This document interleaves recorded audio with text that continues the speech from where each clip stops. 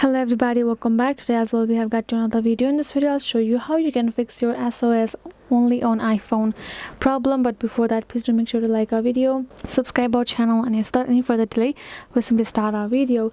For the matter, what you're going to do, first of all, you're going to go ahead, check your network, and you are in the area where the network is available, where you have a good network for the problem not to be caused, first thing. And the other thing would be simply for you to simply turning off and on your cellular data here, right? That would be the second. Simply gonna go ahead, tap on it and turn it off and on and go back. And the other thing would be, so if you're traveling internationally, make sure that your data is a roaming. You can see the data is a roaming, it's allowed. Okay, if it's not, then if you're traveling internationally and if that problem is being caused, so you have to make sure if the data roaming is allowed or not. So that is the things that you can look out for and solve your problems with, and then afterwards it will simply be solved. And yeah, hope this video was helpful to you all. Thank you so much for watching, and I will be seeing you guys in our next video.